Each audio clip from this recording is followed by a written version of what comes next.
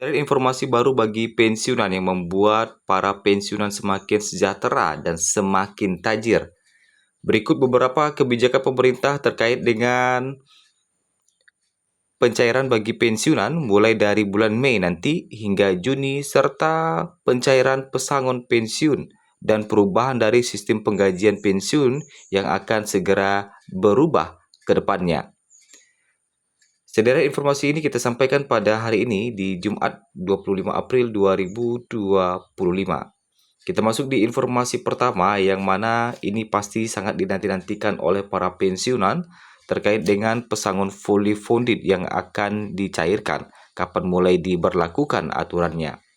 Di sini ada 10 poin penting yang telah disampaikan oleh Menpan RB terkait dengan skema ini. Reformasi besar bagi pensiunan yang akan mengubah sistem penggajian hingga pensiun bagi PNS. Sebelum kita masuk ke beberapa informasi lainnya. Bapak Ibu, rencana pemerintah untuk menerapkan skema penggajian tunggal dan sistem pensiun fully funded bagi aparatur sipil negara kembali mencuat. Jadi poin penting pertama ini adalah wacana reformasi gaji dan pensiunan PNS muncul lagi di 2025.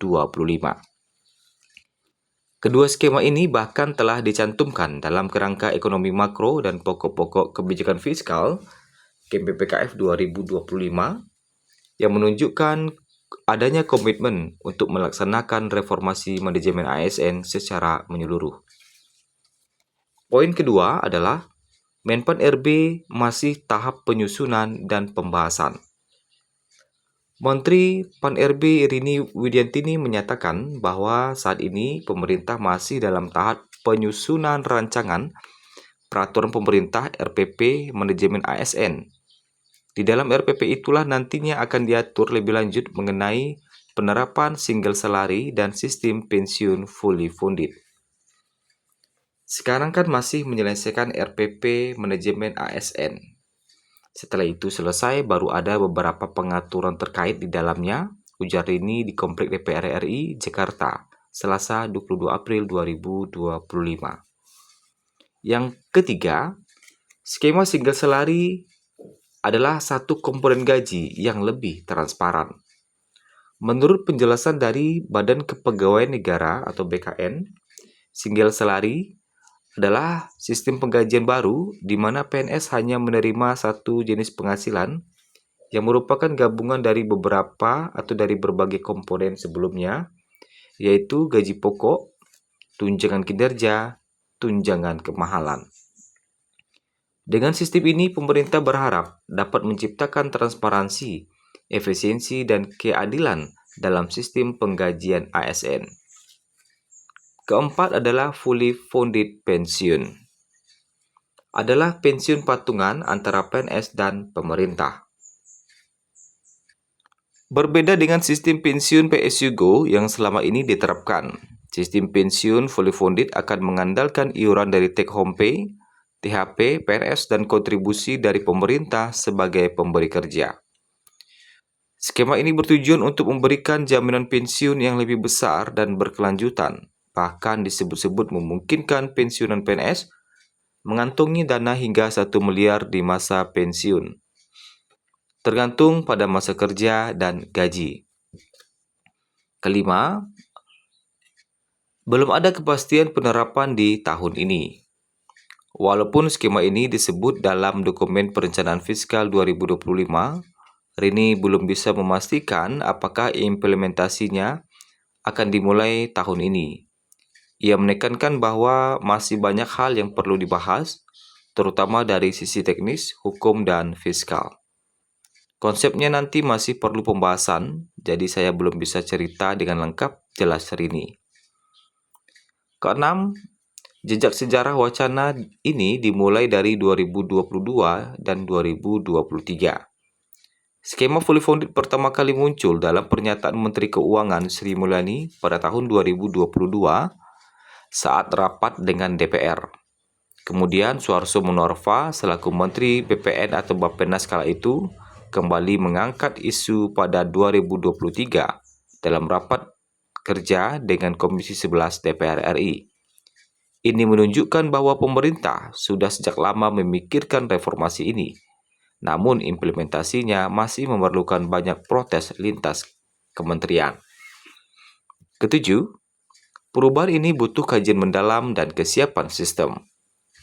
Transformasi sistem penggajian dan pensiun ASN tentu bukan hal yang mudah. Pemerintah perlu mempersiapkan sistem IT dan administrasi baru, regulasi pelaksana seperti PP dan Permen, edukasi dan sosialisasi ke seluruh ASN, serta kajian fiskal dan dampak jangka panjang terhadap APBN. Kedelapan, tujuan utama adalah efisiensi anggaran dan peningkatan kesejahteraan ASN. Lewat dua skema ini, pemerintah ingin meningkatkan profesionalitas dan kesejahteraan ASN, sekaligus mendorong efisiensi belanja pegawai dalam jangka panjang. Langkah ini juga dinilai selaras dengan reformasi birokrasi yang lebih modern dan adaptif terhadap tantangan zaman. 9. Publik dan ASN diminta sabar dan tunggu aturan resmi. Karena masih dalam tahap kajian, publik terutama para ASN diminta untuk tidak terlalu berspekulasi soal waktu dan bentuk akhir kebijakan ini. Informasi resmi akan disampaikan melalui kanal pemerintah setelah RPP manajemen ASN diselesaikan. Dan ke-10, menuju sistem ASN yang lebih transparan dan berdaya saing. Meski belum ada kepastian soal waktu penerapan, skema single salary dan pensiun fully funded menandai langkah awal menuju sistem kepegawaian ASN yang lebih modern, adil dan kompetitif. Jika berhasil diimplementasikan, ini akan menjadi lompatan besar dalam sejarah birokrasi Indonesia.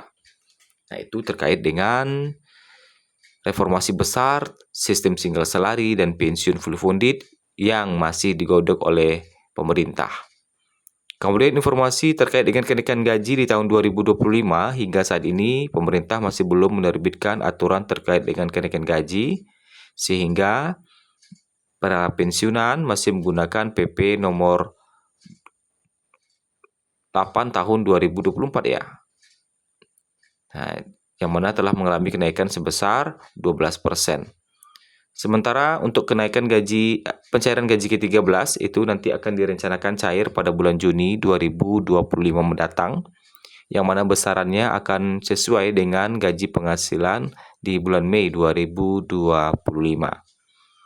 Dan bagi Bapak Ibu, sebagaimana yang kita ketahui bersama bahwa sebentar lagi, sekitar 5 hari lagi, Bapak Ibu akan kembali menerima pencairan gaji di bulan Mei.